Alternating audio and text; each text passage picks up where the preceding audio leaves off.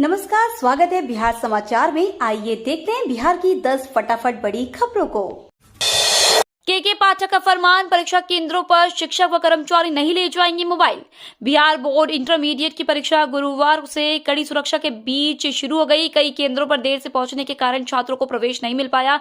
वहीं राज्य के जिन डिग्री कॉलेजों में इंटरमीडिएट परीक्षा के केंद्र बनाए गए हैं, वहां पर कोई भी शिक्षक अथवा कर्मी बिना मोबाइल फोन के ही कॉलेज में आएंगे। इसको लेकर शिक्षा विभाग के अपर मुख्य सचिव के पाठक की ओर से सभी विश्वविद्यालय के कुल सचिवों को निर्देश जारी किया है। विभाग ने कहा है कि कदाचार मुक्त परीक्षा के आयोजन को लेकर यह निर्णय लिया गया है। बिहार विधानमंडल के बजट सत्र और नीतीश सरकार के विश्वास मत हासिल करने की डेट बदली। बिहार विधानसभा में नीतीश सरकार अब 12 फरवरी को विश्वास मत प्राप्त करेगी। दरअसल विधानमंडल का बजट सत्र अब पूर्व निर्धारित 10 फरवरी की जगह 12 फरवरी को होगा। इसलिए विश्वास मत के लिए पहले से तय तिथि में बदलाव किया गया है। सूत्रों से मिली जानकारी के अनुसार 10 फरवरी को राज्यपाल राजेंद्र विश्वनाथ आर्लेकर बिहार में नहीं है। राजभवन ने इस संबंध में सरकार को सूचित भी किया है, लिहाजा सत्र के समय में आवश्यक बदलाव किया जाए। राजभवन की सूचना के बाद विधानमंडल के दिन में बदलाव किया गया है।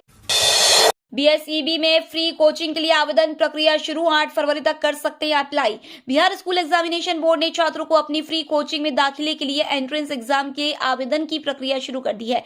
मैट्रिक वार्षिक परीक्षा 2024 देने वाले अपीयरिंग विद्यार्थी इंजीनियरिंग और मेडिकल प्रवेश परीक्षा के लिए बीएसईबी फ्री गैर आवासीय कोचिंग नामांकन करा सकते हैं। इसके लिए आवेदन शुल्क के तौर पर 100 रुपए का भुगतान करना होगा।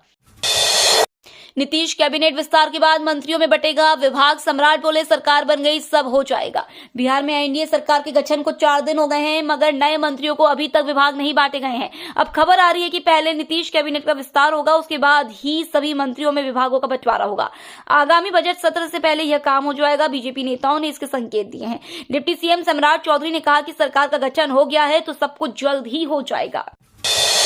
बिहार के नियोजित शिक्षक बनेंगे राज्यकर्मी। सक्षमता परीक्षा के लिए आवेदन, 59 विषयों का होगा एग्जाम। बिहार के नियोजित शिक्षकों को राज्यकर्मी का दर्जा देने के लिए सक्षमता परीक्षा फॉर्म ऑनलाइन माध्यम से भरा जाएगा।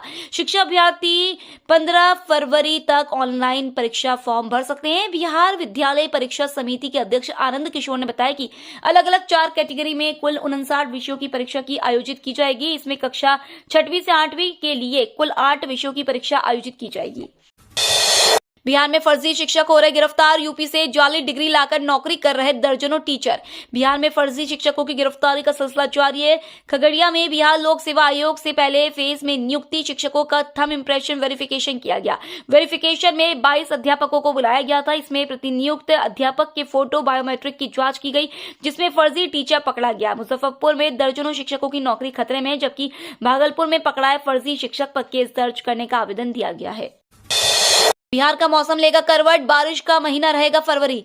बिहार में ठंड के तेवर थोड़े नरम हुए हैं, लेकिन कनकनी अभी खत्म नहीं हुई है। पिछले कुछ दिनों से ठंड में थोड़ी नरमी जरूर आई है। अधिकतम तापमान में बढ़ोतरी दर्ज की गई है, लेकिन मौसम विभाग की ओर से मिली जानकारी के अनुसार 6 फरवरी से ठंड में फिर एक बार बढ़ोतरी देखी जा सकती है।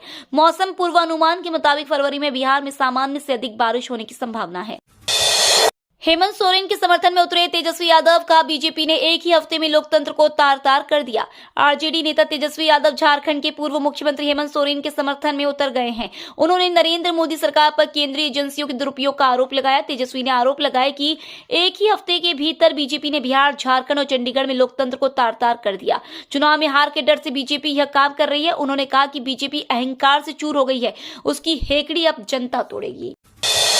बिहार में बड़ी वारदात, एसबीआई के एटीएम से 23 लाख की चोरी। गोपालगंज जिले के मीरगंज शहर के नरइनिया स्थित भारतीय स्टेट बैंक की शाखा के बाहर लगी एटीएम मशीन की कैश बॉक्स गैस कटर से काटकर चोरों ने गुरुवार के तड़के 23,51,600 रुपए चुरा लिए। इसकी जानकारी करीब 9 बजे पुलिस को मिली। इसके बाद एसपी स्वर्ण प्रभात ने घटनास्थल पर पहुंचकर मामले की छानबीन की। उनके साथ डीएम मोहम्मद मकसूद आलम भी थे। वारदात की तफ्तीश व चोरों की गिरफ्तारी के लिए एसपी ने एसआईटी गठित की है। पुलिस सीसीटीवी फुटेज के आधार पर मामले की छानबीन कर रही है। सीबीएसई 10वीं कक्षा में 5 की बजाय होंगे 10 पेपर, 12वीं में भी 5 की जगह 6 विषय करने होंगे पास। केंद्रीय माध्यमिक शिक्षा बोर्ड सेकेंडरी और हायर सेकेंडरी लेवल पर शैक्षणिक ढांचे में बड़े बदलाव की तैयारी कर रहा है। बताया जा रहा है कि सीबीएसई बोर्ड के प्रस्ताव के मुताबिक 10वीं कक्षा के विद्यार्थियों को 5 की बजाय 10 विषयों के पेपर देने होंगे।